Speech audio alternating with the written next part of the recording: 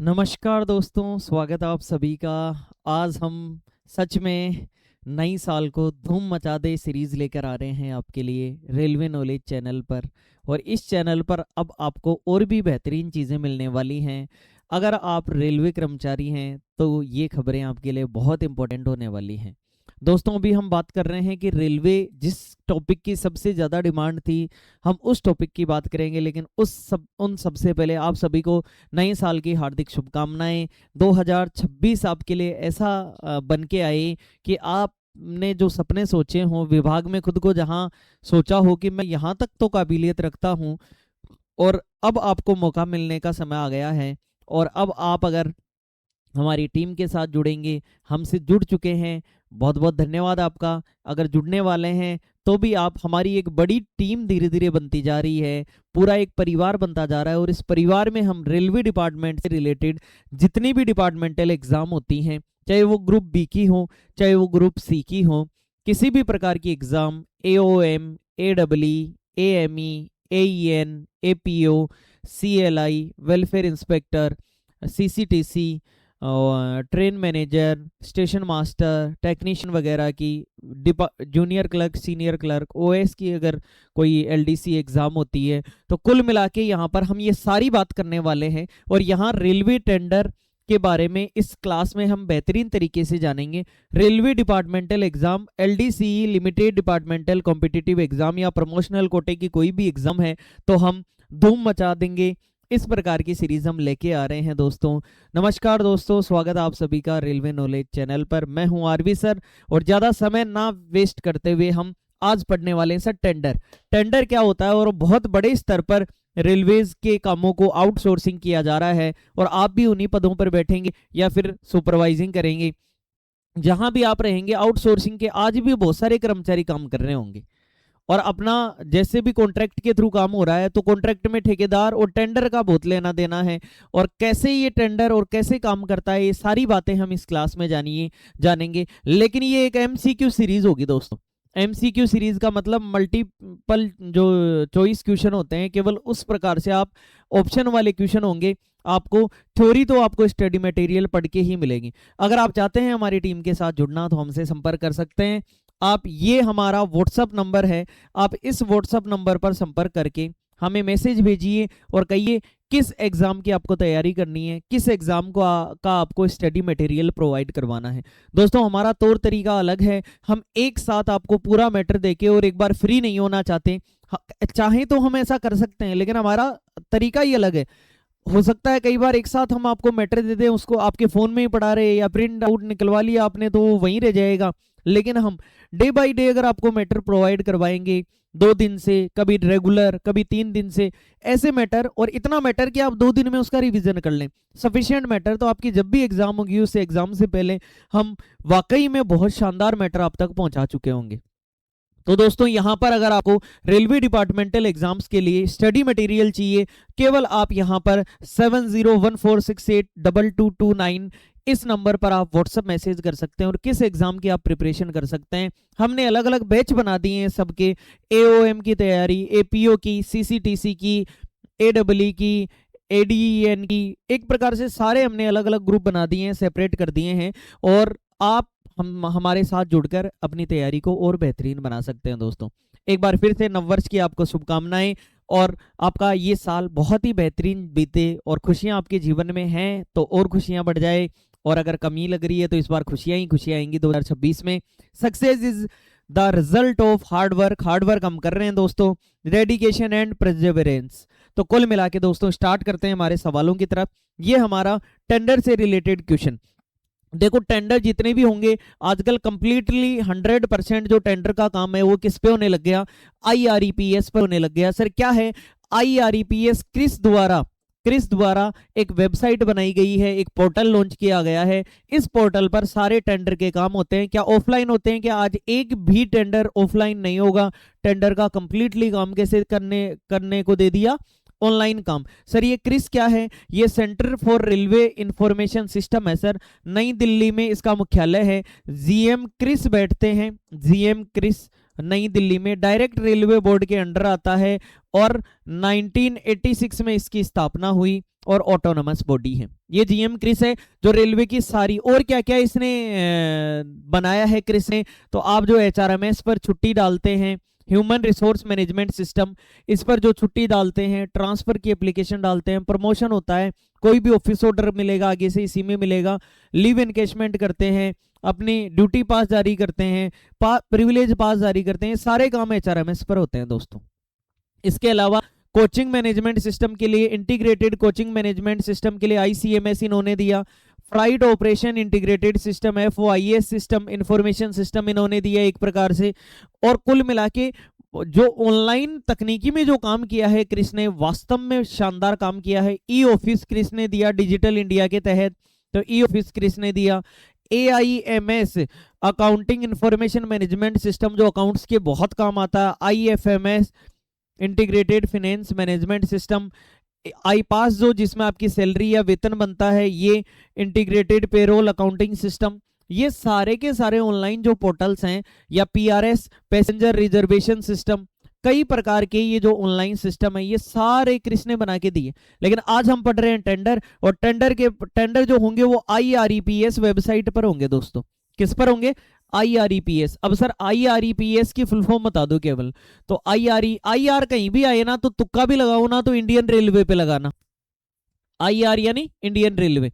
तो आप यहां पर अगर हम बात करें तो IREPS का मतलब यहां हो गया इंडियन रेलवे। ई का ई होता है केवल, ई जैसे इंटरनेट में ई, ईमेल में ई आता है, ई ऑफिस में ई आता है, मतलब वो इलेक्ट्रॉनिक हो गया एक प्रकार से, लेकिन इसकी फुल फॉर्म नहीं होती। तो Indian railway e procurement system, ध्यान रखना, Indian railway e procurement system. इसमें और IMMIS में क्या फर्क है? ये मटेरियल मैनेजमेंट सिस्टम है, कहीं पर एक्स्ट्रा पड़ा है मंगा सकते हैं ये सारे काम। और इसी से मिलता जुलता एक UDM की फुल फॉर्म भी ध्यान रखना। देखो दो फुल फॉर्म होती हैं, एक तो यूजर डिपो मॉड्यूल, ये हो गया आपके पास, और एक होता है यूनिफाइड डाटा मैनेजमेंट। दोनों फुल फॉर्म होती है रेलवे के अंदर, आपके ऑप्शन में जो दे रखी है वो आपके पास मान्य होगी। तो IREPS लगभग टेंडर कंप्लीटली ऑनलाइन कब से हो गए थे? 2014 से जितने भी टेंडर होंगे ऑनलाइन। और इनके लिए एक TC हुआ करती थी। TC का मतलब ये अपनी बचपन वाले ट्रांसफर सर्टिफिकेट नहीं है, टेंडर कमेटी है सर। TC क्या है? Tender committee. फिक्स तय कर रखा है कि इतने करोड़ तक का टेंडर होगा तो कमेटी में 1 आदमी होगा, इतने करोड़ तक का टेंडर होगा तो 3 आदमी होंगे, इतने करोड़ तक का टेंडर होगा तो 5 आदमी होंगे। और फिर टेंडर कमेटी के बाद भी ये चीज TAA के पास जाएगी, टेंडर एक्सेप्टिंग अथॉरिटी के पास, और वह एक्सेप्ट करेगी, तब जाके उस फर्म को टेंडर मिलेगा सर। तो सबसे पहले टेंडर की प्रक्रिया क्या होती है? जैसे मान लो किसी भी विभाग को अगर ठेका करना है, कॉन्ट्रैक्ट पे काम कराना है, तो किसी भी विभाग को अगर कॉन्ट्रैक्ट पे काम कराना है तो उस विभाग के अधिकारी IREPS पर अपने जो DSC होता है, डिजिटल सिग्नेचर सर्टिफिकेट, इसके तहत लॉगिन ID पासवर्ड होते हैं IREPS पर, उस पर NIT जारी करेंगे, मतलब नोटिस डालेंगे, इन्विटेशन ऑफ टेंडर, टेंडर के रिलेटेड नोटिस डालेंगे कि साहब आइए ये टेंडर हम निकाल रहे हैं। फिर जो फर्म होंगी वो क्या करेंगी? अपनी EMD, अभी जानेंगे EMD क्या होता है, अर्निंग जो मनी होती है उसको डिपॉजिट करेंगे एक प्रकार से। और ये कॉन्ट्रैक्ट वैल्यू का कितना % होता है? 2%। सर ठेका अलॉट नहीं हुआ उससे पहले ही जमा करना पड़ेगा क्या? बिल्कुल जमा करना पड़ेगा। और अगर अलॉट नहीं हुआ तो बहुत सारे लोग जमा करेंगे। तो अगर अलॉट नहीं हुआ तो क्या करें? तो सर अलॉट नहीं होगा तो पैसा वापस मिल जाएगा, अलॉट हो जाएगा तो ये सिक्योरिटी डिपॉजिट के रूप में जमा हो जाएगा। तो कुल मिला के आप अर्नेस्ट मनी डिपॉजिट होता है इसका फुल फॉर्म। तो सबसे पहले प्रक्रिया सुन लो किसी भी टेंडर की, पढ़ाई तो बाद में कर लेंगे, पहले टेंडर की प्रक्रिया सुन लो। सबसे पहले मान लो ये विभाग है, ये विभाग है X विभाग, और इस X विभाग को, X ब्रांच को, कुल डिपार्टमेंट को एक प्रकार से कोई टेंडर करना है। इन्हें 100 आदमी चाहिए गाड़ी में चलाने के लिए, या ACCA मान लो, या पावर डिपार्टमेंट को, मैकेनिकल को मान लो, बहुत सारे टेंडर पे ठेके पर लोग काम करते हैं, कंबल वगैरह देने वाले, सफाई कर्मचारी, कई प्रकार के। तो ये क्या करेंगे? IREPS पोर्टल पर जाएंगे और वहां पर NIT जारी कर देंगे। और NIT के लिए कम से कम कितने दिन का टाइम दिया जाएगा? 21 दिन का। 21 दिन NIT जारी रहेगी। अगर ज्यादा ही इमरजेंसी है कि 21 दिन से पहले टेंडर खोलना है तो फिर आपको ऊपर हायर अथॉरिटी से अप्रूवल लेना पड़ेगा। कर सकते हैं 21 दिन से कम भी, कि सर समय नहीं बचा, अप्रूवल लेके आओ, जल्दी टेंडर खोल सकते हैं। लेकिन सामान्यतः नॉर्मल डेज के अंदर एनआईटी कितने दिन जारी रहेगी? 21 दिन। 21 दिन का मतलब आईआरईपीएस पोर्टल पर और गजट नोटिफिकेशन, समाचार पत्र में, न्यूज़पेपर में आपको ये चीजें देनी पड़ेंगी। और लगभग ये मान लो सिंगल टेंडर होगा ही नहीं, ओपन टेंडर होगा, सबके लिए होगा वो, ताकि कोई भी संस्था आके, कोई भी फर्म आके और हमारी शर्तों को पूरा करे और हमें आदमी दे, या जैसा काम करना चाहे वैसा करे। तो कुल मिला के 21 दिन की NIT notice for inviting tender ये होगा, न्यूज़पेपर के अंदर निकाला जाएगा आईआरईपीएस पर। अब वो जो फर्म होती है वो देखती रहती है कि रेलवे में आईआरईपीएस पर उनके भी क्या है, अकाउंट बने हुए हैं। ये फेसबुक वाली सी बात है कि इधर से मैंने अकाउंट पर पोस्ट डाल दी कि मुझे आदमी चाहिए, तो दूसरे वाला भी तो देख रहा होगा पोस्ट किसने डाली है, वहीं पहुंच जाएगा अगला कि साहब मैं दे दूंगा आदमी। तो ऐसे अकेला ही थोड़ा ही पहुंचेगा, बहुत सारा पहुंचेंगे। आप एक बार अपनी फेसबुक पोस्ट में डाल के देख लो कि 30,000 की नौकरी के लिए कितने लोग अप्लाई करना चाहते हैं, हमारे पास नौकरी है, हजारों लोग आ जाएंगे। ऐसे ही बहुत सारी कंपनियां आ जाती हैं। लेकिन बहुत ध्यान रखना पड़ता है, लगभग इस बात का ध्यान रखना पड़ता है कि रेलवे में लोवेस्ट वाला जो आदमी है उसको टेंडर दिया जाता है, लोवेस्ट, जो कम से कम पैसे में काम कर दे इकोनॉमिकली। रेलवे ये जरूर ध्यान रखता है। लेकिन कई बार अगर अधिकारी अच्छे हो और अप्रूवल अच्छा हो और अगर अथॉरिटी उस चीज को समझे, तो कई इंटरनेशनल कंपनियां होती हैं जो अच्छा काम करती हैं, उनको थोड़ा महंगे में भी मिल जाता है। लेकिन 99% लोवेस्ट में ही काम करवाया जाता है। तो आपने एनआईटी जारी कर दी, एनआईटी जारी कर दी तो आपने कहा कि हमें ऐसा ऐसा काम कराना है, ये शर्तें होंगी हमारी, ये सारी चीजें। तो उसके लिए क्या होगा, जितने भी लोग उस टेंडर को, ये वो वाली सी बात है कि अगर आपको गांव में क्रिकेट नहीं खेलते, छुट्टियों में खेलते हैं क्या दोस्तों, तो कई बार छुट्टियों में क्रिकेट खेलते हैं तो क्रिकेट की फीस नहीं लेते क्या, टीम फीस लेते हैं कि आपको इतनी फीस देनी पड़ेगी फिर टीम लेके आ सकते हो। तो एक प्रकार से हर ठेकेदार को ईएमडी देनी पड़ेगी, अर्नेस्ट मनी डिपॉजिट। उस टेंडर के अंदर पूरा लिखा हुआ होगा, इतने करोड़ का ठेका है, इतना है, सारी चीजें लिखी हुई होंगी। तो वो देख लेगा और उस ठेके का 2% उसे जमा कराना पड़ेगा पहले ही, चाहे टेंडर उसके खुले नहीं खुले वो तो बाद की बात है। ये तो 21 दिन के पीरियड के अंदर अंदर की बात हो रही है कि 2% उसे डिपॉजिट करना पड़ेगा। भाई टीम जीते नहीं जीते कोई जरूरी थोड़ी है, आप उस पे ड्रीम 11 पे लगाते हो, आप पैसे जीतो ना जीतो, लेकिन 49 रुपए तो लग गए आपके। अब सही समझ में आया आपको? तो इस बात पे लाइक कर दो, शेयर कर दो, और नए हैं चैनल पर तो सब्सक्राइब कर दो। केवल मैं ये कहना चाह रहा हूं यहाँ पर कि कुल मिला के ये 2% पैसा आपको जमा करना पड़ेगा। 21 दिन बाद टेंडर खुला, टेंडर खुलने के बाद में कईयों के तो कई कमियों के कारण रिजेक्ट हो जाते हैं टेंडर। लास्ट में लोवेस्ट वाले में कंपैरिजन करके, एक दो में कंपैरिजन करके, और फाइनली टेंडर कमेटी जो होती है वो टेंडर एक्सेप्टिंग अथॉरिटी के पास मामला भेज देती है। और अगर सारी चीजें ओके हैं, फाइनल करके भेज देती है, तो ये अप्रूवल दे देती है, तो फिर वो टेंडर खुल जाएगा। और टेंडर खुल जाएगा तो फिर एलओए जारी किया जाएगा, लेटर ऑफ एक्सेप्टेंस, एलओए जारी किया जाएगा और अपनी सारी शर्तें, और फिर एग्रीमेंट किया जाएगा सर। बाद में एग्रीमेंट होगा टेंडर खुलने के बाद।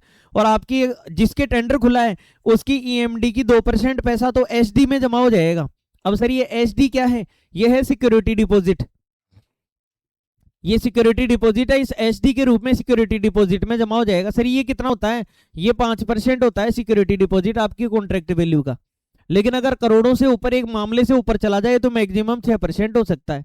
कई बार वेरिएशन भी हो जाता है टेंडर में। मान लो किसी स्टेशन का निर्माण चल रहा है, अब वहां इंजीनियर स्टेशन का निर्माण तो कर रहा है, इन्होंने एक चीज बना दी कि भाई इतने में टेंडर हमने दे दिया। फिर कई बार चेंजमेंट होते रहते हैं, तो वेरिएशन का ऑप्शन है आईआरईपीएस पर, इतना चेंज करा रहे हो तो फिर पैसा भी तो कम ज्यादा होगा फिर। तो इसलिए उस वेरिएशन की 25% से ज्यादा वैल्यू नहीं जानी चाहिए। 25% से ज्यादा जाते ही फिर आपको परफॉर्मेंस गारंटी और देनी पड़ेगी एक्स्ट्रा। सर ये परफॉर्मेंस गारंटी कहां से आ गई, तो इसकी भी बात करेंगे। सबसे पहले ये कहते हैं कि अभी चलो टेंडर खुला है, तो जब टेंडर जिसके टेंडर निकल गया उसकी तो ईएमडी किसके रूप में जमा हो गई? एसडी के रूप में। और जितने 5, 7, 10, 20 लोग जितनों भी और ईएमडी दी थी उनकी ईएमडी वापस दे देंगे कि ये लो जी पैसा, आपसे मैं काम नहीं कराना, हमें फर्म मिल गई। और उस फर्म के नाम से एलओए जारी किया जाता है, लेटर ऑफ एक्सेप्टेंस जारी किया जाएगा। और जब एलओए जारी कर दिया जाएगा फर्म के नाम से, तो फिर फर्म को बुलाया जाएगा, उसके आईडी कार्ड, दस्तावेज सारे इसमें कॉन्ट्रैक्ट को एक्सेप्ट करते टाइम सारे काम हो जाएंगे उनके।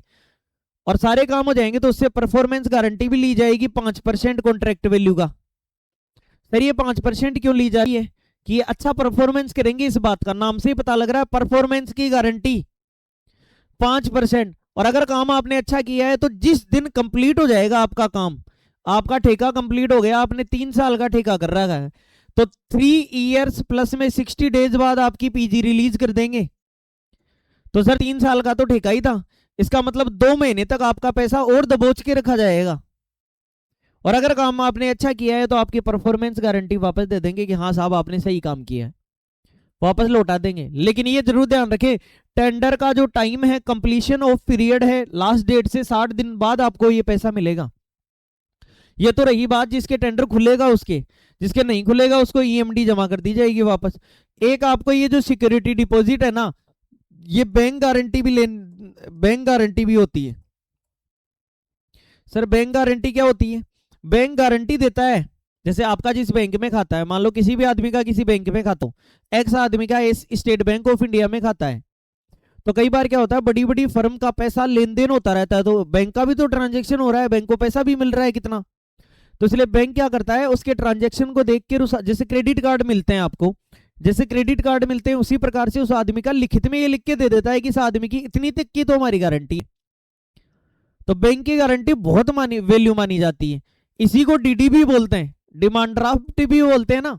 कभी अगर ऐसे बोले कि डीडी की वैल्यू कितने दिन तक है, तो 3 मंथ तक डीडी की फुल वैल्यू मानी जाती है, 3 महीने वैलिड है। आरबीआई की गाइडलाइन के अकॉर्डिंग डीडी जो डिमांड ड्राफ्ट है, ये कितने दिन तक वैलिड रहता है? 3 मंथ तक वैलिड रहता है। और स्पेशल कंडीशन में अप्रूवल के साथ 6 मंथ तक रह सकता है, लेकिन आप 3 महीने याद रखो वरना कंफ्यूज हो जाओगे। तो कुल मिला के बैंक से आपको एक सिक्योरिटी भी लाके देनी पड़ती है रेलवे डिपार्टमेंट को। किसको? आपको। किसको? मतलब फर्म को। फर्म को बैंक से लिखवा के लाके देना पड़ेगा कि हाँ इतने तक की गारंटी हम लेते हैं। ऐसा ही तो केस उसका हुआ था जिस समय 1990 के लगभग हर्षद मेहता स्कैम हुआ था। हर्षद मेहता स्कैम क्या हुआ था आपको ध्यान है? 1990 के अंदर उसने ऐसा ही घोटाला किया था पीएनबी बैंक के अंदर। उसने क्या किया, उसने शेयर मार्केट में पैसे लगा दिए और विदेशी बैंकों से उठाकर, जो फॉरेन बैंक थे, उन फॉरेन बैंकों से पैसा उठा लिया। सर फॉरेन बैंकों ने उसको पैसा दिया कैसे? क्योंकि उसने फर्जी कागज बना लिए पीएनबी बैंक के, पंजाब नेशनल बैंक के।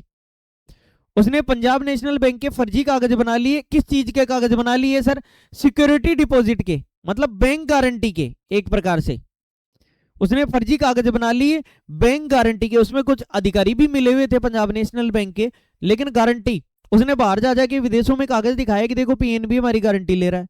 अब विदेशों वाले लोग क्या सोच रहे हैं, दूसरे बैंक वाले, अच्छा पंजाब नेशनल बैंक इतना बड़ा बैंक है, करोड़ों अरबों रुपए का बैंक है, अच्छा ये गारंटी ले रहा है तो इसका मतलब आदमी तो जेन्युइन है। उनको क्या पता पैसा लेके शेयर मार्केट में डूब जाएगा, और डूब जाएगा तो पैसा दे नहीं पाएगा अगला।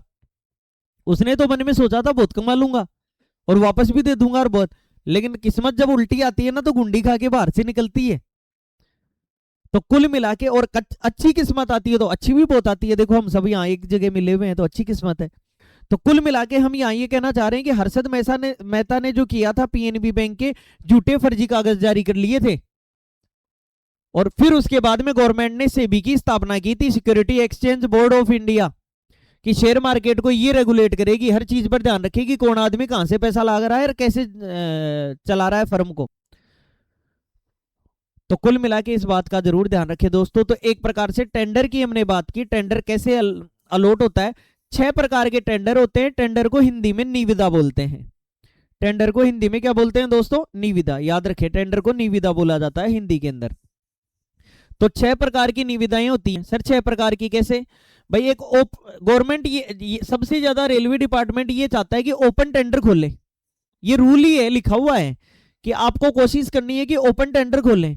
क्यों कोशिश करें? ओपन टेंडर यानी बहुत सारे लोग आएंगे, कंपटीशन होगा, तो कम से कम में जो काम करेगा उससे कराओ ना, कम से कम में जो काम करेगा। सिंगल टेंडर इज एक्सेप्शन, ऐसा भी लिखा हुआ है वहां पे, मतलब एकल टेंडर एक्सेप्शन है।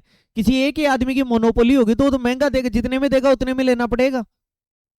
तो ये एक्सेप्शनल है। कुछ फर्म केवल जो स्टोर को सामान देती हैं, बाकी आपको ओपन टेंडर खोलना है। लिमिटेड टेंडर होता है, डिले टेंडर होता है, लेट टेंडर होता है, क्लोज टेंडर होता है। तो 6 प्रकार की निविदाएं होती हैं।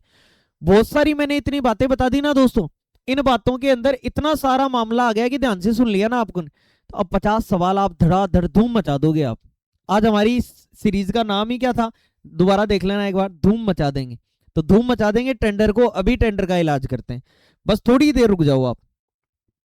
1 करोड़ रुपए तक की निविदा, निविदा यानी टेंडर, टेंडर में ईएमडी कितनी होती है? तो अभी तो हमने कहा कि ईएमडी कितने परसेंट होगी सर, 2% ईएमडी होगी।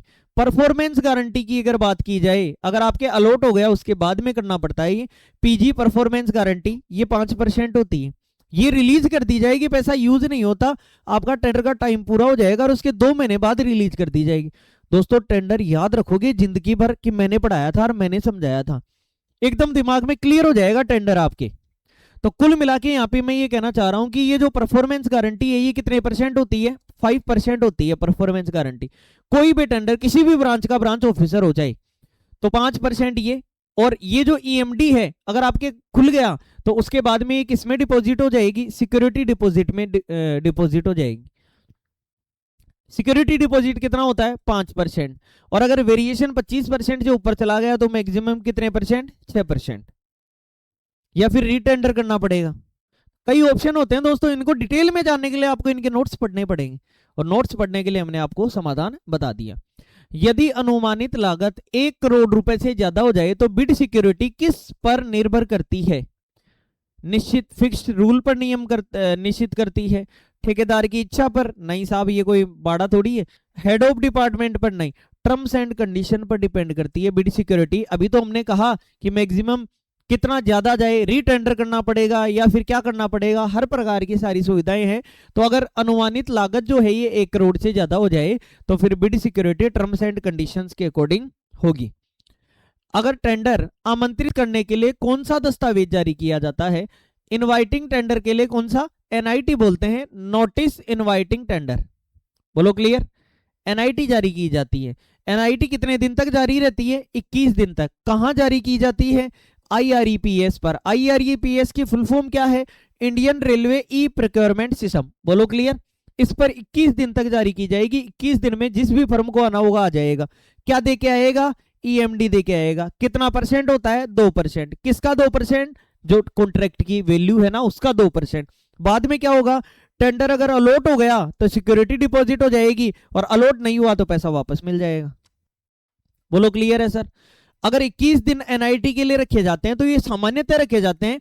इमरजेंसी केस में अगर टेंडर 2-4 दिन में हो सकता है, आपके एरिया से वंदे भारत ट्रेन चल रही हो और वंदे भारत के लिए आपको एक्सपीरियंस्ड आदमी चाहिए, अगर आपको कॉन्ट्रैक्ट पे आदमी चाहिए या कॉन्ट्रैक्ट पे कई प्रकार का सामान चाहिए, 21 दिन आप वेट नहीं कर सकते। मोदी जी आ रहे हैं मान लो आपके एरिया में, तो कुल मिला के वहां वेट नहीं कर सकते, तो फिर आप हायर अथॉरिटी से अप्रूवल लेके इस टेंडर की टाइम को, इनवाइटिंग जो टाइम है इसके लिए आप थोड़ा सा कम कर सकते हो इसे। ठीक है सर, ये हमने इतनी बातें की। नेक्स्ट, एनआईटी का पूरा नाम क्या है? याद कर लेना दोस्तों, एग्जाम में बहुत इंपॉर्टेंट है, हर एग्जाम में इंपॉर्टेंट है। ये क्या है? ये एक हर प्रकार के एग्जाम में पूछे जाने वाले सवाल है। New invitation? नहीं साहब। नेशनल? नहीं साहब। Notice of internal tender? नहीं। Notice inviting tender. Notice inviting tender याद रखें दोस्तों। टेंडर के प्रमुख प्रकार कितने हैं? टेंडर के प्रमुख प्रकार कितने हैं सर? 6 प्रकार के टेंडर है। आप खुद नाम बता दो, 3-4 तो मैं बता देता हूं, बाकी आप बता देना। बताइए। एक तो क्या होगा? सिंगल। सबसे ज्यादा फेमस कौन सा है? Open tender. और कैसा होता है? Close tender. और कौन सा होता है? Late tender. और कौन सा होता है? Delay tender. 5 तो पढ़ लिए हमने। और कौन सा होता है? Single, closed, late, open, delay. एक और बताइए दोस्तों, कमेंट सेक्शन में कमेंट डाल दो, छठवां टेंडर का नाम क्या है? इतना तो आप भी मदद करो यार। लिमिटेड टेंडर में कौन आवेदन कर सकता है? लिमिटेड में कोई भी। अच्छा, लिमिटेड लिखा नहीं लिखा हमने? सिंगल, लिमिटेड टेंडर हो गया एक। लिमिटेड टेंडर तो मदद की जरूरत नहीं पड़ी दोस्तों। तो लिमिटेड टेंडर में कौन अप्लाई कर सकता है? कोई भी। लिमिटेड है, लिमिटेड का मतलब सीमित मात्रा में, तो सीमित यानी सामान्य जनता नहीं, विदेशी फर्में नहीं, सिलेक्टेड जो फर्म्स होंगी वो आप लिमिटेड टेंडर के अंदर। जैसे स्टोर है और स्टोर कोई सामान खरीदता है, आपके डिपो तो अलग अलग है, मान लो डिपो अलग है, आप स्टोर डिपो से कोई सामान लाते हो, तो स्टोर में कोई सामान ऐसा हो सकता है जो लिमिटेड फर्म ही बनाती हो, तो इसलिए अब जो टेंडर जारी किया जाएगा वो कैसा जारी किया जाएगा? लिमिटेड टेंडर जारी किया जाएगा। चयनित फर्में जो पहले से ही फिक्स होके इन्हीं से काम करवाना है। इसके अलावा और क्या पता होना चाहिए आपको? और ग्लोबल टेंडर कब जारी किया जाता है? ग्लोबल टेंडर छोटे कामों के लिए नहीं, ग्लोबल से पता लग रहा है, ग्लोबल यानी ग्लोब, ग्लोब क्यों बना था? विश्व, तो एक प्रकार से आपातकालीन कार्य, स्थानीय खरीद नहीं, अंतर्राष्ट्रीय प्रतिस्पर्धा के लिए। इंटरनेशनल कंपनियां भी कई काम करती हैं दूसरे देशों में, और भारत में भी इंटरनेशनल कंपनी आई और यहाँ पर मल्टीनेशनल कंपनी आकर कंपटीशन में भाग ले, इसलिए ग्लोबल टेंडर जारी किया जाता है। अब आप कहेंगे सर ग्लोबल टेंडर कौन सा है? तो ये ओपन टेंडर ही तो ग्लोबल टेंडर है। बोलो क्लियर। नेक्स्ट, कोटेशन कितने प्रकार के होते हैं? अब देखो कई बार आप ऐसा देखो, जैसे आपको इमरजेंसी में कोई काम कराना है, इमरजेंसी में कैसे, जैसे आपके ऑफिस में कोई सामान है वो एकदम DS8 करवाया है आपने। DS8 का मतलब स्क्रैप होना, किसी भी सामान को जब कोई सामान पड़ा पड़ा खराब हो जाता है आपके विभाग में, तो आपको इसकी पूरी गिनती के साथ इसे कहाँ जमा कराना पड़ता है? स्टोर में जमा कराना पड़ता है कि ये लो जी साहब, ये सामान हमारे पास था, ये खराब हो गया यार, इसको आप ले लो। और ये सारा काम आपको किससे करना पड़ता है? UDM, यूजर डिपो मॉड्यूल से करना पड़ता है। तो ये साहब आप स्क्रैप जमा कराते हैं, स्क्रैप यानी खराब सामान, और खराब सामान आप DS8 करते हैं। DS8 यानी आप एक प्रकार से क्या बनाते हैं वहां पे, DS8 यानी UDM के अंदर क्या बोलते हैं उसको, UDM के अंदर एडवाइस नोट बनाना। क्या बनाते हैं? Advice note. एडवाइस नोट बनाते हैं और हायर अथॉरिटी उसको अप्रूवल देती है स्क्रैप करके, और आप उसको कहाँ जमा करा देते हैं? स्टोर में। स्टोर में इसका क्या होता है फिर? स्टोर में इसकी नीलामी हो जाती है। स्टोर में नीलामी, इसे कहते हैं ऑक्शन। ऑक्शन, और ठेकेदार ले जाते हैं, सामान को उठा ले जाते हैं। बोलो क्लियर। तो कुल मिला के यहाँ पर हम ये कह रहे हैं कि कोटेशन क्या है? सर ये तो DS8 हुआ, कोटेशन क्या है? तो मान लो DS8 का बहुत सारा सामान है और आपको यहां से यहां पहुंचाना है, ना तो आपके पास गाड़ी है ना और कुछ है, या तो आप ये काम अपने ऑफिस के कैश इंप्रेस्ड से कराओ। हर ऑफिस का एक कैश इंप्रेस्ड होता है। इंप्रेस्ड का मतलब रेलवे में ये सुविधा दी गई है कि पर मंथ जितना आपके ऑफिस का फिक्स कर रखा है उतना कैश इंप्रेस्ड, उसमें पैसा जो है उससे वो काम करा लो और अकाउंट्स डिपार्टमेंट आपका कैश इंप्रेस्ड रिलीज कर देगा। सर उससे बाहर का काम हुआ तो जैसे कई बार किसी ऑफिस का कैश इंप्रेस्ड मान लो 4,000 ही हुआ और आपको 5 ट्रक सामान ही आगे डलवाना है या 5 ट्रैक्टर ट्रॉली से सामान डलवाना है 5 किलोमीटर की दूरी पर, अब कैसे करोगे? तो सर इतने से काम के लिए टेंडर करेंगे क्या? बताइए, इतने से काम के लिए टेंडर करेंगे? बिल्कुल नहीं करेंगे इतने से काम के लिए टेंडर। तो फिर क्या किया जाएगा? एक कोटेशन की सुविधा होती है अधिकारियों के पास, पूरे अप्रूवल के साथ किसकी सुविधा होती है? कोटेशन की सुविधा होती है। और कोटेशन की सुविधा होती है तो कोटेशन सामान्यतः, कई छोटे छोटे नाम तो दे रखे हैं, लेकिन सामान्यतः कितने प्रकार के कोटेशन होते हैं? 2 प्रकार के कोटेशन होते हैं। एक तो कौन सा कोटेशन होता है? पेटी कोटेशन, ये तो छोटे कामों के लिए काम में आता है, पेटी कोटेशन ध्यान रखना। और दूसरे कोटेशन का नाम आप कमेंट बॉक्स में डालो। तो इसका मतलब आप समझ गए ना मेरी बात, कि इतने से काम के लिए टेंडर थोड़ी करना है, कोटेशन कर देते हैं। क्या कर देते हैं? कोटेशन। टेंडर के लिए भाई सामान उठा के कचरा यहां से यहां डालना है, NIT जारी करोगे, फर्मों को बुलाओगे, फर्म आएंगी और काम है 25,000 रुपए का, बस आपके पास अथॉरिटी 4,000 की थी इसलिए आप नहीं करवा पाए। तो इसलिए रेल में ये सेवा भी दी गई है दोस्तों कि आप इस मामले का क्या करा सकते हैं? आप इस मामले का कोटेशन करा सकते हैं।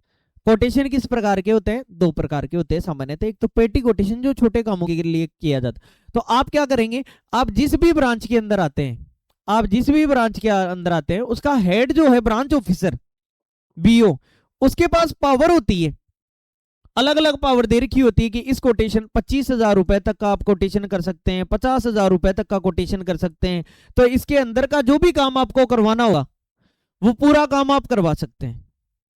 बोलो क्लियर। तो इसके अंदर का काम, कोई भी काम हो वो पूरा काम आप करवा सकते हैं। अपने ब्रांच ऑफिसर से अप्रूवल ले लो, काम कर दो, अपने बिल लगा दो, अकाउंट्स डिपार्टमेंट पेमेंट दे देगा आपको। बोलो क्लियर। तो इस प्रकार से हम ये सारी बातें जान रहे हैं। तो कोटेशन के कितने प्रकार होते हैं? There are 2 types of quotation. ठीक है। पेटी कोटेशन का उपयोग किस काम के लिए किया जाता है? तो पेटी बड़े कामों के लिए, अंतरराष्ट्रीय कार्य नहीं, लो वैल्यू वर्क्स के लिए पेटी कोटेशन का काम में लिया जाता है, कम मूल्य वाले पेटी कोटेशन। बोलो क्लियर। नेक्स्ट, पूंजीगत बजट का संबंध किससे होता है? Capital budget. तो सबसे पहले तो बजट देख लो। बजट देखो, बजट जो रेलवे का जो बजट है वो पार्लियामेंट का कंट्रोल रहता है रेलवे बजट के अंदर। हमने फाइनेंशियल रूल्स के 2 वीडियो बनाए हुए हैं, उनको देख के आना अगर आप ग्रुप ए ग्रुप बी की तैयारी कर रहे हैं या फिर ग्रुप सी में किसी पोस्ट ऐसी है जो अकाउंट से रिलेटेड है, तो आप फाइनेंशियल टॉपिक जरूर देख के आना हमारे इस वीडियो पर। तो बजट 2 प्रकार का होता है सर। एक प्रकार का बजट तो रिवेन्यू बजट होता है, एक प्रकार का बजट तो रेलवे में कैसा होता है, रिवेन्यू पूरी डिपार्टमेंट के पास, और एक प्रकार का बजट होता है आपका कैपिटल बजट। रेलवे ने हर चीज को अपने तरीकों से बांट रखा है। तो सर ये रिवेन्यू बजट तो ये कहता है कि आपको सैलरी चाहिए, सैलरी मिलेगी कर्मचारियों को, टीए मिलेगा, डीए और आपको एनडीए मिलेगा, और इसके अलावा कोई भी ऐसा काम रिवेन्यू का, जैसे पेंशन मिलेगी वो रिवेन्यू में से मिलेगी। आपके रिवेन्यू पूरे बजट का 64% तो इन्हीं चीजों पर खर्च होता है, पेंशन और सैलरी पर। आपके रिवेन्यू बजट का 64% किस पर खर्च होता है, पेंशन और सैलरी पर खर्च होता है। इसीलिए सरकार की चिंताएं बढ़ रही हैं और सरकार ने ओपीएस को हटाकर 2004 में एनपीएस आई थी 1 जनवरी 2004 से, और फिर वर्तमान में सरकार कर्मचारी एकदम ही असंतुष्ट थे तो यूपीएस यूनिफाइड पेंशन स्कीम लेके आई। इसका नाम पहले नेशनल न्यू पेंशन स्कीम था, आजकल नाम बदल के नेशनल पेंशन सिस्टम कर दिया। ओपीएस ओल्ड पेंशन स्कीम थी।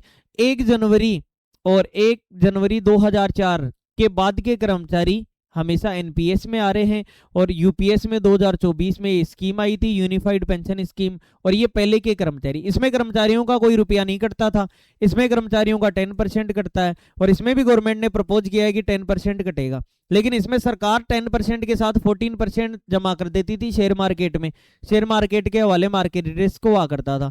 इसमें सरकार कह रही है हम 18% देंगे और आपको पेंशन भी देंगे एक सीमित मात्रा में, पहले वाली तरह बल्ले बल्ले तो करेंगे नहीं, लेकिन थोड़ा थोड़ा आराम दे देंगे। अब देखिए, तो एक प्रकार से आपको वाटर कूलर लगाना है अपने ऑफिस में, वाटर कूलर तो भी रिवेन्यू बजट है, ये डेली यूज का काम हो गया। अगर आपको पावर कार में डीजी सेट लगाना है या कहीं पर डीजी सेट लगाना है पावर वालों को कि यार यहाँ बिजली डीआरएम ऑफिस है, डीआरएम ऑफिस के अंदर डीजी सेट लगाना है, तो ये काम भी कहां से होगा, रिवेन्यू बजट से। तो सर कैपिटल से कौन सा काम होगा, कैपिटल से वह काम होगा जिससे रेलवे को मदद मिले, रेल चलाने में मदद मिले, जैसे नई लाइन बिछाना, लाइन डबलिंग करना लाइनों की, एक प्रकार से नई चीजें रेलवे में करना, वो सारे कैपिटल बजट, नया वर्कशॉप बनाना, ये सारे कहां से लेने पड़ेंगे आपको, कैपिटल बजट, जिनसे रेल का विकास हो। यहां तो रेल को चलाने वालों के लिए हेल्प है, पानी कौन पिएगा, रेल थोड़ी पिएगी, ये कर्मचारी पिएंगे। डीजी सेट किसके काम में आएगा, बिजली आएगी, पंखे चलेंगे, एसी चलेंगे, तो ये रेल कर्मचारियों के। तो एक प्रकार से ये सारे के सारे काम रिवेन्यू से होते हैं, और एक प्रकार से कैपिटल बजट जिससे रेल का विकास होता है वो सारे।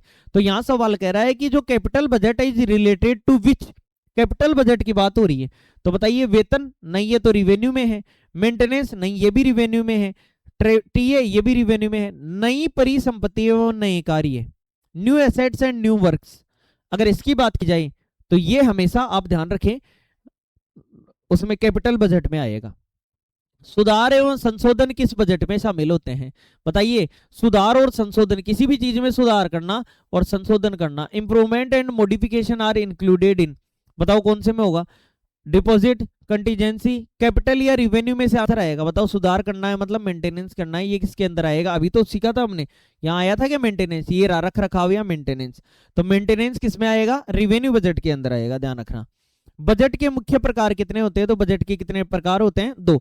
याद रखें दोस्तों, बजट 2 तरह का, एक बजट तो रिवेन्यू और एक कैपिटल। रिवेन्यू का मतलब रिवेन्यू जो अर्निंग होगी वो, तो अर्निंग होगी वो सारी, उसी में से सैलरी, उसी में से पेंशन, उसी में से जरूरत की सारी चीजें। लेकिन रेल का विकास करना होगा, नई लाइन बिछाना, नया वर्कशॉप लगाना, नए काम करना, डबलिंग करना लाइनों की, ऐसे कोई भी काम होंगे, बड़े काम जिनमें बड़ा खर्चा लगता है, ये सारे किस में आएंगे दोस्तों, ये सारे के सारे कैपिटल बजट में आएंगे। ओके, ऐसे क्वेश्चन पूछ लेता है बहुत बार कि टीए किस में आता है, वेतन, टीए, डीए किस बजट के अंदर आते हैं, तो वेतन, टीए और डीए किस बजट में आएंगे साहब, ये रिवेन्यू बजट में आएंगे सर, रिवेन्यू में, बोलो क्लियर, रिवेन्यू से पैसा मिलेगा। अब ये पिंक बुक क्या है, तो पिंक बुक ये एमएलबी लॉ बुक, ये टेंडर से रिलेटेड शब्दावलियां हैं जो आगे काम में आएंगी। एमएलबी भी होती है डीआरएम लेवल की। पिंक बुक किससे रिलेटेड है, ये भी आगे आने वाले सवालों में हम जानेंगे क्या आंसर हो सकता है, ठीक है। देखिए, एक ग्रीन बुक भी होती है, तो यहाँ एएमसी डिजीसेट वाटर कूलर का व्यय किस बजट से किया जाता है? तो बताओ ये सारे किस बजट से किए जाएंगे? रेवेन्यू बजट से। हमने जो बता दिया ना, मैंने मुंह से बोल के बता दिया, आप तो उसको ही सुन लो, अपने कानों को खुले रखो और मैं जो कह रहा हूं उसको सुनो, काम बन जाएगा जो पढ़ रहे हैं उतने में तो, ठीक है। और मैं कराता 50 क्वेश्चन हूं, लेकिन आप इसके आगे 2 लगा देना, इतने कवर होते हैं, ध्यान रखना। कराते हम 50 है, लेकिन 250 कवर होते हैं। ध्यान से क्लास को सुन लो। कई बार आप हेडफोन लगा लिया करो, अगर आप ऐसे समय में, तो आप सुन भी सकते हैं। और यूट्यूब का 199 का अगर आपको ऐड ज्यादा परेशान करते हैं ना, तो ये रिचार्ज कर लेना 199 का, तो इसमें बैकग्राउंड में भी चलने लग जाएगा आपके, या फिर विडमेट फ्री में ही है दोस्तों, क्यों खर्चा करो। नेक्स्ट पीजी क्या है और पीजी का फुल फॉर्म क्या है? तो मैंने अभी तो बोला परफॉर्मेंस गारंटी ली जाएगी, यही तो है वो पीजी। तो सबसे पहले कोई टेंडर खुलेगा तो क्या जारी की जाएगी? Notice inviting tender. तो ये एनआईटी जारी की जाएगी, कितने दिन के लिए? 21 दिन के लिए। कहां पर? आईआरईपीएस पर दोस्तों, यहां ये जारी की जाएगी। उसके बाद में दोस्तों आगे क्या बोला जा रहा है? आगे ये बोला जा रहा है कि ये जो ये, तो इसका मतलब इसके बीच में कोई फर्म आएगी तो वो क्या डिपॉजिट कराएगी? ईएमडी, अर्नेस्ट मनी डिपॉजिट कराएगी ईएमडी डिपॉजिट कराएगी। अगर उसके टेंडर खुल गया तो ये ईएमडी उसका किसके रूप में डिपॉजिट हो जाएगा? Security deposit. सिक्योरिटी डिपॉजिट कितना परसेंट होता है? 5% होता है। और अगर टेंडर नहीं खुला तो वापस रिटर्न कर दिया जाएगा। सिक्योरिटी डिपॉजिट होने के बाद आपको एलओए जारी कर दिया जाएगा, एलओए लेटर ऑफ एक्सेप्टेंस। और उसके बाद में आपकी पीजी जमा कराएंगे, परफॉर्मेंस गारंटी। ये टेंडर वैल्यू का कितना परसेंट होता है? 5%। क्या ये खर्च होता है? नहीं। ये लास्ट में जब आपका वर्क कंप्लीट हो जाएगा, कंप्लीशन हो जाएगा ऑफ वर्क, प्लस 60 डेज बाद आपको ये चीज रिलीज कर दी जाएगी, आपका पैसा वापस मिल जाएगा। बोलो क्लियर दोस्तों? बहुत कुछ पढ़ रहे हैं, ध्यान रखना। परफॉर्मेंस गारंटी है, वापस मिल जाएगी लास्ट में। परफॉर्मेंस गारंटी अनुबंध मूल्य का कितना प्रतिशत होती है? तो बताओ कितने परसेंट होती है परफॉर्मेंस गारंटी? 5%। कितने परसेंट? 5%, याद रखे दोस्तों।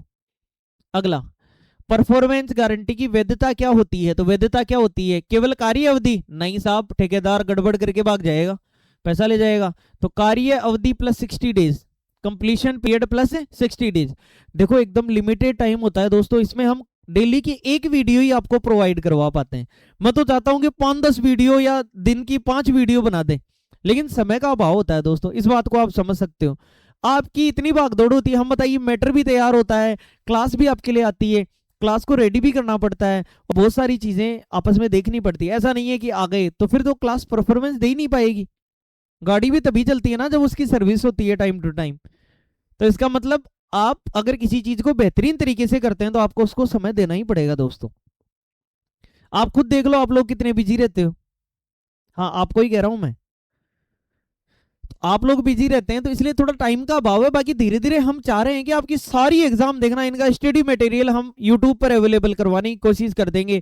चाहे वो एओएम हो, चाहे वो एडब्ल्यू हो, चाहे वो एसीएम हो, चाहे वो एएसटीई हो, चाहे वो जूनियर इंजीनियर हो, चाहे वो सीएलआई हो, सीसीटीसी का कोई एग्जाम हो, इसके अलावा एएमएम का एग्जाम हो, एएमई का एग्जाम हो, एडब्ल्यूएम का हो, वेलफेयर इंस्पेक्टर का एग्जाम हो, जूनियर क्लर्क का एग्जाम हो, एपीओ का एग्जाम हो, सीनियर क्लर्क का एग्जाम हो, ओएस का एग्जाम हो, टेक्नीशियन का एग्जाम हो, ट्रेन मैनेजर का एग्जाम हो, टेक्नीशियन तो लिख दिया हमने, स्टेशन मास्टर का कोई एग्जाम हो, एडवर्टाइजिंग इंस्पेक्टर का कोई एग्जाम हो। बताइए दोस्तों, दुनिया भर की एग्जाम भरी पड़ी है। सीसीटीएस का एग्जाम हो। आप सुन रहे होंगे सर ये क्या बता दिए इतने सारे नाम। तो दोस्तों ये रेल प्रशासन है ही इतना बड़ा, कवर करें तो किसको करें। इसके अलावा भी ये जेई भी जो मैंने जेई लिखा, ये जेई इलेक्ट्रिकल का अलग होता है, एसएनटी का अलग होता है, मैकेनिकल का अलग होता है, टीआरडी का सिलेबस अलग होता है। लेकिन फिर भी दोस्तों ये हमारा वादा रहा, कुछ समय बाद देखना हम प्रयास कर रहे हैं इस क्षेत्र में, और सही प्रयास कर रहे हैं, इसलिए हम डे बाय डे मैटर देंगे ना तो आपकी पढ़ाई बेहतरीन होगी। तो कुल मिला के यहाँ पर हम ये कहना चाह रहे हैं कि परफॉर्मेंस गारंटी की validity completion time plus 60 days होगी। परफॉर्मेंस गारंटी कब जारी की जाती है? बताइए, अनुबंध के समय, एग्रीमेंट के टाइम पर किया जाएगा क्या, या कार्य पूर्ण होने के बाद? पूर्ण होने के बाद पीजी परफॉर्मेंस गारंटी कब जारी की जाती है? मध्य कार्य के जारी कब, रिलीज कब की जाएगी, यार रिलीज हो रहा है उसके पैसा कब लगेगा, तो काम पूर्ण होने के 60 डेज बाद। तो यहाँ अपन क्या कहेंगे, काम पूर्ण होने के 60 डेज बाद। तो अब यहाँ ऐसा कोई ऑप्शन 60 डेज वाला दे नहीं रखा अगले ने, तो हम क्या कहेंगे, कार्य पूर्ण होने के बाद परफॉर्मेंस गारंटी रिलीज कर दी जाएगी, पैसा छोड़, रिलीज करने का मतलब छोड़ना, सरकार छोड़ देगी। सिक्योरिटी डिपॉजिट कितना होता है सर, सिक्योरिटी डिपॉजिट कितना होता है, अनुबंध मूल्य का 5% of contract value security deposit होता है। दोस्तों वीडियो तो बड़ी बन रही है, लेकिन अब करें तो क्या करें, चलो देखते हैं, करते हैं काम और ज्यादा।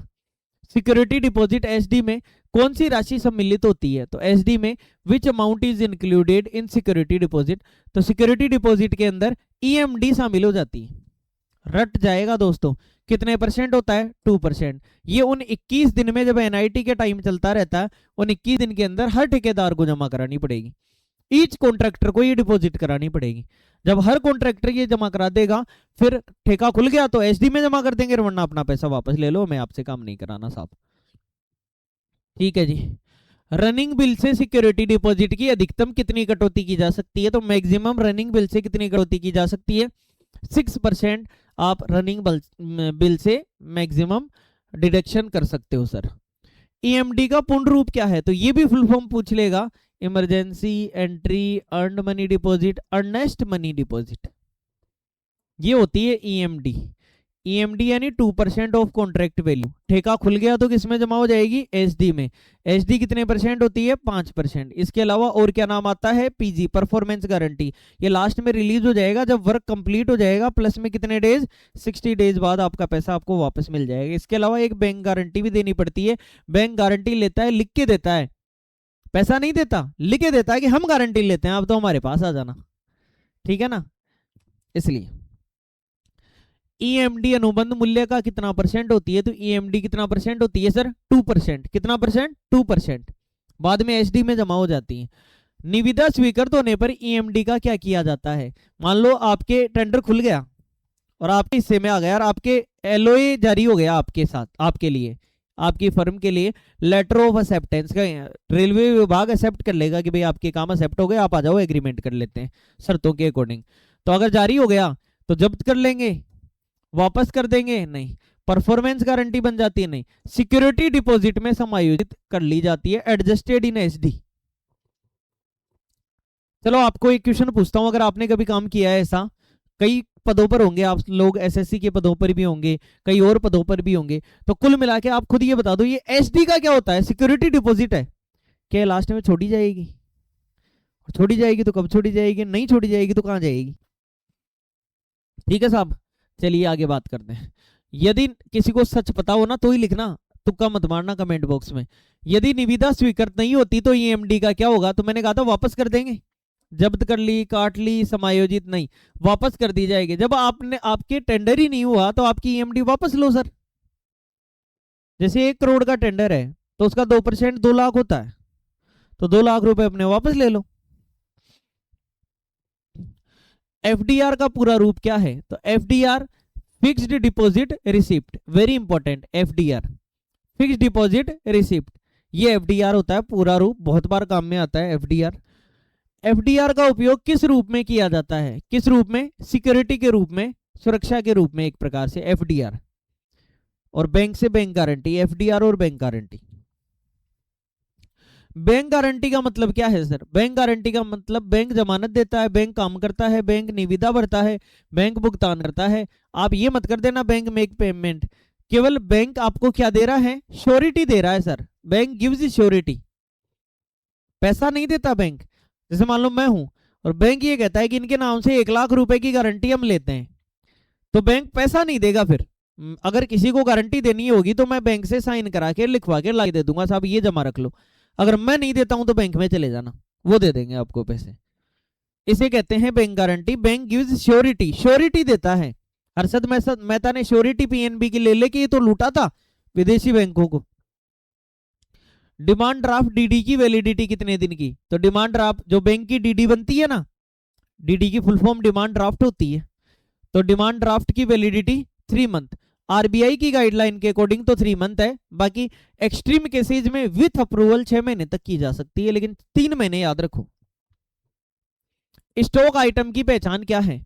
देखो अब बात करते हैं आइटम। कोई भी सामान है, उसको पहचानने के लिए रेलवे ने 2 प्रकार की चीजें बना दी। एक तो आपके आइटम को ऐसा कह दिया कि वो स्टॉक आइटम हो सकता है, और एक नॉन स्टॉक आइटम हो सकता है। अब आप कई बार ऐसा नहीं कहते कि यार स्टॉक में कितना पड़ा है, स्टॉक में नहीं आपके पास होना। तो स्टॉक आइटम उसको कहा गया जो रेगुलर यूज में आता है। रेलवे के स्टोर में ऐसा सामान जो कैसे यूज में आता है, रेगुलर यूज में आता है, नियमित रूप से काम में आता है, वो स्टॉक आइटम। और नियमित रूप से काम में आता है तो बार बार उसका नाम, कई बार कई चीजों के नाम बहुत बड़े होते हैं, वायर वगैरह, यूडीएम खोल के देखना इतने बड़े बड़े नाम मिलेंगे, 0.5 इंटू कोई नट बोल्ट है, इस प्रकार से मैकेनिकल में कई प्रकार की, एसएनटी में कोई चीज है, तो यूडीएम में आप खोल के देखना बहुत बड़े बड़े नाम होते हैं। इसलिए ये कहा गया कि इनको किससे जानिए, पीएल नंबर से जानिए। तो आगे से ऐसा याद रख लो कि किसी चीज का पीएल नंबर है, इसका मतलब वो आइटम कैसा है, स्टॉक आइटम। स्टॉक आइटम यानी रेगुलर काम में आने वाला है, इसलिए रेलवे ने उसको पीएल नंबर दे दिया। पीएल नंबर कितने अंकों का होता है? 8 अंकों का पीएल नंबर। एक बार एग्जाम में ये क्वेश्चन पूछा गया, ध्यान रखना। PL number, how many digits of PL number? तो पीएल नंबर एग्जिस्ट करता है 8 अंकों का। तो फिर नॉन स्टॉक आइटम क्या है? रेगुलर यूज नहीं होता और पीएल नंबर भी नहीं होता, तो सर ये चीज क्या होगी? कभी कभार जरूरत पड़ने वाला आइटम नॉन स्टॉक आइटम कहलाता है। कभी कभार जरूरत पड़ने वाला आइटम क्या कहलाता है?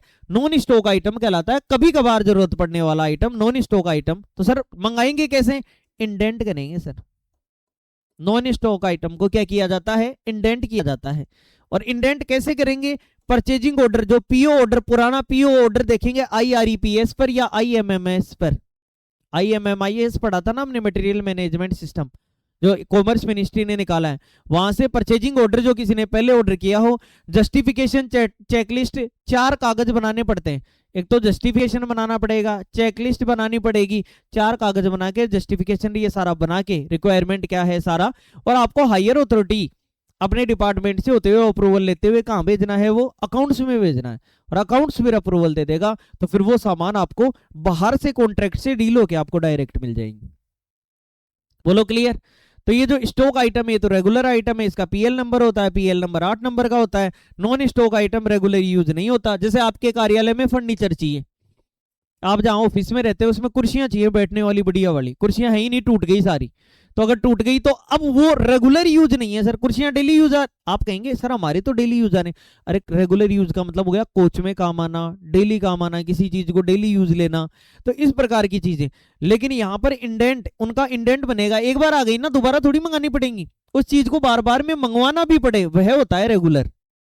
ठीक है, तो इसलिए इंडेंट बनाना पड़ेगा और इंडेंट बनाकर उस चीज को करना पड़ेगा। तो स्टॉक आइटम की क्या पहचान है सर? पीएल नंबर होता है। अब सर ये पीएल नंबर की फुल फॉर्म क्या है? ये कमेंट बॉक्स में डाल दो। क्या प्राइस लिस्ट नंबर होता है? बताइए। PL number. चलिए नेक्स्ट, अगला। दोस्तों वीडियो बहुत बड़ा हो रहा है, रोक दें क्या? हो जाने दो बड़ा, ठीक है। नॉन स्टॉक आइटम की क्या पहचान होती है? तो नॉन स्टॉक आइटम की होती है पीएल नंबर उपलब्ध नहीं होगा। पीएल नंबर उपलब्ध नहीं होगा। पीएल नंबर कितने अंकों का होगा? 8 अंकों का होगा। पीएल नंबर में ये भी होता है फिक्स से, पीएल नंबर से ये पता लग जाता है उसके आखिर शुरू के 2 डिजिट। ऐसा भी क्वेश्चन आ सकता है, शुरू के 2 डिजिट क्या दिखाते हैं, फिर 4 डिजिट क्या दिखाते हैं, आखिर के 4 डिजिट क्या दिखाते हैं।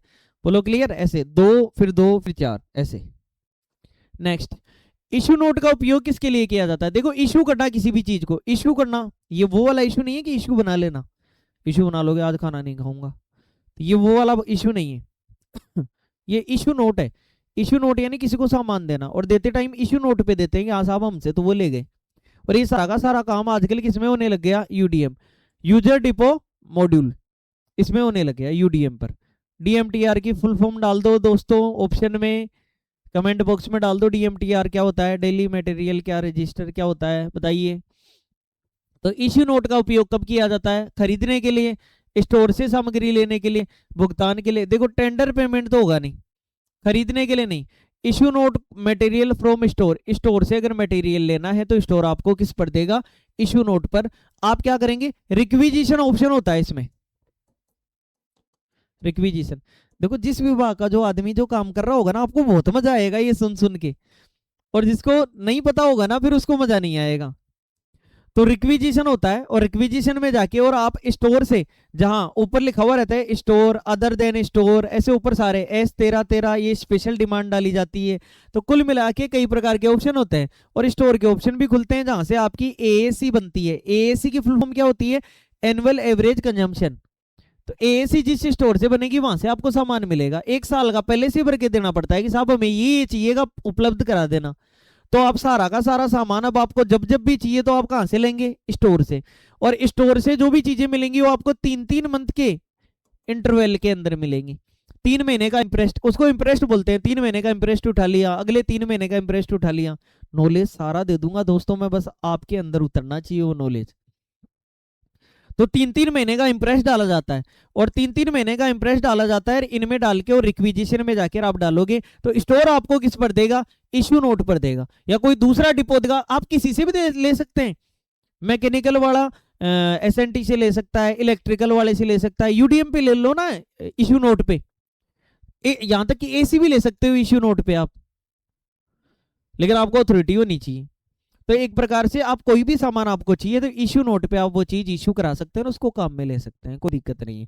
तो इश्यू नोट पे स्टोर से सामग्री खरीदने के लिए या सामग्री खरीदने के लिए अपना आंसर बता सकते हैं यहाँ पे, ठीक है। स्पेशल इंडेंट का उपयोग किस लिए किया जाता है? बताइए, थोड़ी देर पहले हमने कुछ पढ़ा था क्या? अभी थोड़ी देर पहले मैंने चिल्ला चिल्ला के यहाँ इंडेंट इंडेंट इंडेंट बोला था। किसके लिए बोला था? नॉन स्टॉक आइटम के लिए इंडेंट बनाना पड़ेगा। तो दोस्तों यही तो कह रहा है कि स्पेशल इंडेंट का उपयोग किस लिए किया जाता है? Non stock item. ये नॉन स्टॉक आइटम कौन होते हैं? जिनका क्या नहीं होता? जिनका PL नंबर नहीं होता, वो नॉन स्टॉक आइटम होते हैं। जिनका PL नंबर नहीं होता वो क्या होते हैं? नॉन स्टॉक आइटम होते हैं। याद रखिए दोस्तों, वेरी इंपॉर्टेंट। PL नंबर कितने अंकों का होता है ये भी बताया आपको। IREPS पोर्टल का उपयोग किस लिए किया जाता है? सैलरी पेमेंट करने के लिए नहीं, सैलरी पेमेंट करने के लिए AIMS के अंदर IPAS का उपयोग करते हैं, ठीक है। AIMS यानी अकाउंटिंग इंफॉर्मेशन मैनेजमेंट सिस्टम, और IPAS का मतलब इंटीग्रेटेड पेरोल अकाउंटिंग सिस्टम। बोलो क्लियर। एक अकाउंट से रिलेटेड IFMS का भी याद रखें, इंटीग्रेटेड फाइनेंस मैनेजमेंट सिस्टम। तो ऑनलाइन निविदा प्रक्रिया, ऑनलाइन टेंडरिंग के लिए IREPS, Indian railway e procurement system, इसका यूज किया जाता है। बोलो क्लियर। नेक्स्ट, रेलवे निविदा प्रक्रिया का पहला चरण क्या है? तो टेंडरिंग का पहला चरण क्या है? NIT जारी करो। टेंडरिंग का पहला चरण क्या है? NIT, notice inviting tender. कितने दिन? 21 दिन तक वेट करो सर। हायर अथॉरिटी से परमिशन लेके पहले भी आप टेंडर खोल सकते हो कि इतने ही दिन का टेंडर रखेंगे। तो एक प्रकार से IREP रेल निविदा प्रक्रिया का पहला चरण क्या है? यहां पर सॉरी कहां भाग गया? चलिए, रेल निविदा का पहला चरण क्या है? सबसे पहले अपन ने क्या कहा? NIT तो तब होगी ना जब आपका IREPS पर रजिस्ट्रेशन होगा। NIT, किसी ब्रांच को कोई चीज चाहिए तो ब्रांच ऑफिसर अपनी साइड तो, अरे एक बात बताओ, फेसबुक पर पोस्ट डालनी है तो फेसबुक पर खाता तो होना चाहिए, आपका अकाउंट तो होना चाहिए। फेसबुक पर अकाउंट ही नहीं होगा तो आगे NIT कहां से जारी कर दोगे? तो सबसे पहले IREPS पर आपका रजिस्ट्रेशन होना चाहिए। फिर पूछे तो फिर क्या करेंगे? फिर आप NIT जारी करेंगे, फिर वेट करेंगे, लोग EMD जमा कराएंगे, फिर खाता खुल जाता है तो उसको SD में कन्वर्ट कर देना, PG ले लेना 5%, नहीं खुलता है तो EMD वापस दे देना उसको, और PG को लास्ट में काम पूरा हो जाए उसके 60 दिन बाद रिलीज कर देना। अतिरिक्त परफॉर्मेंस गारंटी, एडिशनल PG कब ली जाती है? एडिशनल PG भी ली जाती है। परफॉर्मेंस गारंटी जितनी 5% ले ली उससे एक्स्ट्रा ले लेंगे, कब? जब कुल परिवर्तन 25% से ज्यादा हो जाए। 25% से ज्यादा कैसे? 1 करोड़ के टेंडर पर 1,25,00,000 से ज्यादा लग जाए।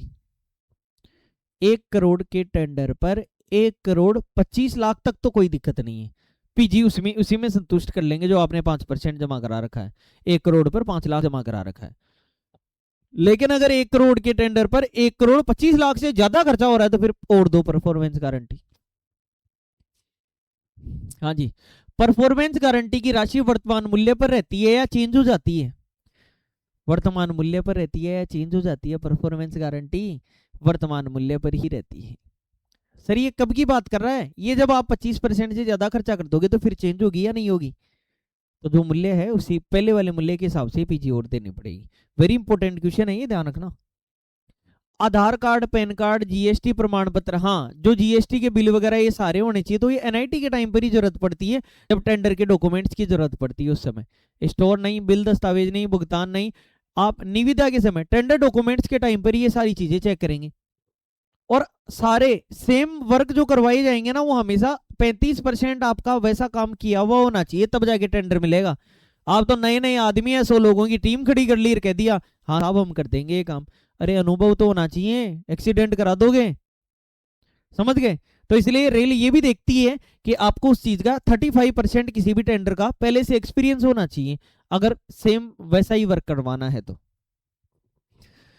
ईपीएफ और ईएसआईसी पंजीकरण कब आवश्यक होता है? देखो ईपीएफ ईएसआईसी जो भी कर्मचारी ठेकेदार के पास काम करते हैं, उनका एक कुछ हिस्सा कटरा होता है और वो फिर उनके पीएफ में जमा होता है। अगर नौकरी छोड़ के जाते हैं ठेकेदार से तो वो मिल भी जाता है, उनको ले लेते हैं वो। तो ईपीएफ और ईएसआईसी बिल्कुल पंजीकरण कब आवश्यक है? कब आवश्यक है? जब ज्यादा कर्मचारी, मतलब ठेकेदार के अंडर में कर्मचारी काम कर रहे हैं। When man power is employed. अकेला कर्मचारी है तो इसकी जरूरत नहीं है, उसी से तो काम हो रहा है, अपना पैसा है अगले का। केवल भुगतान के समय, निविदा खुलने के समय। ध्यान रखना बहुत सारे ऐसे टेंडर, ऐसे फर्म भी होती हैं जिनके पास पैसे नहीं होते अपने कॉन्ट्रैक्ट स्टाफ को ईपीएफ और ईएसआईसी जमा करने के लिए, और रेल तब तक फाइनल पैसा नहीं देगी उस कॉन्ट्रैक्टर को जब तक वो ईपीएफ और ईएसआईसी के कागज रेल के सामने ना रख दे। गजब काम है दोस्तों, गजब। तब तक रेलवे उसका बिल क्लियर नहीं करेगी, चाहे आपकी जानकारी भारत के राष्ट्रपति से हो। ये नियमानुसार है, रूल वाइज है ये चीजें, कि अगर आप ईपीएफ जो रूल बना रखा है कर्मचारियों की सुरक्षा से रिलेटेड, वह रूल है कि आपको ये ईएसआईसी के डॉक्यूमेंट्स, ईपीएफ के डॉक्यूमेंट लाके डिपॉजिट कराने पड़ेंगे, अपना टेंडर का पैसा ले जाओ। वर्क ऑर्डर कौन जारी करता है? तो वर्क ऑर्डर ठेकेदार नहीं, बैंक नहीं, स्टोर नहीं, जो विभाग या सक्षम प्राधिकारी कंपिटेंट अथॉरिटी है या जिस डिपार्टमेंट का काम है वह वर्क ऑर्डर जारी करेंगे। ठीक है दोस्तों, नेक्स्ट थोड़ा कर लेते हैं इसको। टेंडर फीस का भुगतान कब किया जाता है? टेंडर फीस का भुगतान, when is the tender fees paid? तो आफ्टर कंप्लीशन, आफ्टर एग्रीमेंट, भुगतान नहीं, टेंडर सबमिट करते टाइम टेंडर फीस देनी पड़ेगी। ये वो वाली बात है, क्रिकेट खेल रहे हो गांव में, फीस तो दो भाई। आपको खेलना है तो बॉल सबकी लाई हुई है, सब बॉल में हिस्सा दो, तो आपके जितने रुपए आते हैं आपको भी देने पड़ेंगे, तब खिलाएंगे वरना नहीं खिलाएंगे। राजस्व बजट का मुख्य उद्देश्य क्या है? रिवेन्यू बजट है जिससे सैलरी और पेंशन मिलती है, या फिर वाटर कूलर, डीजी सेट, कर्मचारियों की सुविधा के हिसाब से जो भी काम होते हैं वो सारे। What is the main objective of revenue budget? नई निर्माण नहीं, ये तो कैपिटल बजट में। भूमि खरीद नहीं, मशीनरी खरीद नहीं, ये तो दैनिक एवं रख रखाव है। मेंटेनेंस बोला था ना हमने, day to day and maintenance expenses, ये किसमें आता है? पूरा का पूरा ही रिवेन्यू बजट के अंदर आता है दोस्तों। जो कैपिटल बजट है वो क्या कहता है? कैपिटल बजट कहता है नई चीजें, तो वेतन नहीं आएगा इसमें, मेंटेनेंस नहीं आएगा, इंप्रेस नहीं आएगा, नई परिसंपत्तियों का निर्माण, ये कैपिटल बजट के अंदर। तो बजट को हमने दो तरीके से बांटा था, कैसा? रिवेन्यू बजट और कैपिटल बजट। रिवेन्यू में सैलरी वगैरह, डेली खर्चे, मेंटेनेंस। उसके अलावा कैपिटल बजट जिसमें वर्कशॉप बनाना हो, नई मशीनरी खरीदनी हो, नई लाइन लगा बिछानी हो, डबलिंग करनी हो, कई प्रकार के काम हैं, ये सारे के सारे कैपिटल बजट में। ग्रीन बुक किस स्तर के कामों को दर्शाती है? ग्रीन बुक, देखो कई प्रकार की बुक होती है, तो ग्रीन जो बुक होगी, ग्रीन बुक ये जीएम लेवल पर, जीएम लेवल पर, क्षेत्रीय लेवल पर, मतलब यूनिट लेवल पर, इकाई स्तर पर ग्रीन बुक काम में ली जाती है वर्क्स के काम करने के लिए। कोई भी टेंडर से रिलेटेड कोई काम होगा वो कैसी बुक में होगा? जैसे पास नहीं पढ़े थे हमने, कल हमने पढ़ा था कि फर्स्ट क्लास पास, देखो उनको ध्यान से पढ़ लिया करो। कई बार क्या है, हम जो पूछा है उससे रिलेटेड फटाफट सही बताते हैं, लेकिन एक्यूरेट केवल उसमें, जैसे मान लो कल हमने पढ़ा था कि फर्स्ट क्लास पास है, तो फर्स्ट क्लास के अंदर ए भी है और फर्स्ट क्लास भी है, इसमें फर्स्ट क्लास भी है। तो फर्स्ट क्लास ए तो किस कलर का होगा? व्हाइट कलर का। और फर्स्ट क्लास पास किसका होगा? ये ग्रीन कलर का होगा, येलो। हमने कहा था first class pass white colour का, तो ए लगा, थोड़ा ध्यान रख लेना इस बात का। और बताया तो हमने भी सही था दोस्तों, लेकिन एक्यूरेट। एक होता है सेकंड क्लास पास, तो सेकंड क्लास में अगर आपने ए लगा दिया ये, तो बताइए ये तो कैसे कलर का हो गया, येलो। और सेकंड क्लास जो पास हो गया ये पिंक कलर का। सही कह रहा हूं क्या दोस्तों? सही कह रहा हूं यार, ठीक है ना? सारी बात खोल के रख दी है आपके सामने। थर्ड एसी की मोड़ लग जाएगी अगर थर्ड एसी में जाना होगा तो। चलिए बात करते हैं आगे। पिंक बुक किस प्राधिकरण से संबंधित है साहब? पिंक बुक जो होगी वो रेलवे बोर्ड से संबंधित है। यहाँ हमने कौन सी बात की थी? ग्रीन बुक, ये जीएम लेवल से। ग्रीन कौन से? जीएम लेवल से। और जो पिंक बुक है वो रेलवे बोर्ड से रिलेटेड है, रेलवे बोर्ड के कार्य। एमएलबी मिनी, मिनी आ गया मतलब सबसे नीचे वाले लेवल पे, 3 स्तर में ही तो बटा हुआ है सारी चीजें, रेलवे बोर्ड और जोनल लेवल और डिविजनल लेवल, इसी में बटा हुआ है रेलवे। तो एक प्रकार से यहां पर आ जाती है सर कौन सी बुक? पिंक बुक, ऊपर ही ऊपर पिंक। उसके बाद में जोनल पर कौन सी आ जाती है सर? ग्रीन बुक आ जाती है। और डिविजनल पर एमएलबी आ जाती है। शॉर्ट में से एमएलबी बोलते हैं, मिनी लो बुक। एमएलबी क्या बोलते हैं? मिनी लो बुक, ये डीआरएम के लिए ध्यान रखें। तो सबसे ऊपर ही ऊपर कौन सा आएगा? पिंक, पास में नीचे ही नीचे था ही। उसके बाद में कौन सा आ जाएगा? ग्रीन। और उसके बाद में लास्ट में कौन सा आ जाएगा? एमएलबी, मिनी लो बुक। बोलो दोस्तों, याद रह जाएगा? बहुत शानदार दोस्तों, बहुत शानदार, मजा आने वाला है, शानदार। इतना टेंडर पढ़ दिया कि निविदा में कोई दिक्कत नहीं होगी। निविदा प्रक्रिया में तकनीकी बोली, टेक्निकल बिड का उद्देश्य क्या होता है? तो मूल्य निर्धारण, भुगतान विवरण, अनुबंध, यहां पता लग रहा है योग्यता एवं तकनीकी क्षमता की जांच करना, verification of eligibility and technical capability. ये टेक्निकल बिड अगर पूछा जाए क्या चल रहा है? टेक्निकल बिड मतलब उसमें टेक्निकल बात की जा रही है कि कितनी कैपेबिलिटी है टेंडर में। रीटेंडर कब किया जाता है सर? रीटेंडर काम पूरा होने पर, निविदा शुल्क न मिलने पर, पर्याप्तियां, देखो काम पूरा होने पर रीटेंडर नहीं, कई बार कोई और भी कार्य होते हैं, नया टेंडर हो जाता है, रीटेंडर नहीं। लेकिन पर्याप्तियां, उपयुक्त बोली न मिलने पर, कई बार आपने 21 दिन की एनआईटी कर दी और आपको 5 आदमियों ने टेंडर पर के लिए 5 फर्मों ने आपसे संपर्क किया और 5 ही काम की नहीं निकली, किसी का कोई कागज कम है, किसी कोई क्या शर्त पूरी नहीं करती, कोई क्या शर्त पूरी नहीं करती। रेल में ध्यान रख लेना, आप ऐसा नहीं है कि कम लोग आ रहे हैं इसका मतलब आप नियमों से खिलवाड़ कर लोगे। कोई भी अधिकारी नियमों से खिलवाड़ नहीं कर सकता। दोबारा टेंडर कर दो, आपके कौन सा घर से जा रहा है काम? तो इसलिए अगर इन 21 दिन एनआईटी के अंदर ढंग का आदमी नहीं आता वेरिफिकेशन करने के बाद, तो फिर आप क्या करेंगे? रीटेंडर करेंगे। पर्याप्त या उपयुक्त बोली न मिलने पर, when adequate or suitable bids are not received, then we will retender about that work. Okay, next. थोड़ा सा काम बचा है दोस्तों, थोड़ा सा और संभाल के बैठे रहो। निविदा स्वीकृति का अधिकार किसके पास होता है? बताइए। Authority to accept tender, tender accept कौन करेगा? वैसे तो टीडब्ल्यू होता है, लेकिन यहाँ पर कंपिटेंट अथॉरिटी है तो यही। कॉन्ट्रैक्टर थोड़ी एक्सेप्ट करेगा, वो तो फर्जी कर देगा। बैंक नहीं करेगा, स्टोर कीपर नहीं करेगा। अगर यहाँ टेंडर एक्सेप्टिंग अथॉरिटी होती तो वो आंसर होता, और कंपिटेंट अथॉरिटी है तो कंपिटेंट अथॉरिटी इसकी यही है, टेंडर एक्सेप्टिंग अथॉरिटी। बोलो क्लियर? तो ये टेंडर एक्सेप्ट करेंगे। L1 बोलीदाता क्या क्या अर्थ है? फाइनेंशियल रूल्स में भी हमने शानदार पढ़ा था। L1 यानी लोवेस्ट बिडर, जो सबसे कम बोली लगाता है, उस पर ध्यान रखना है।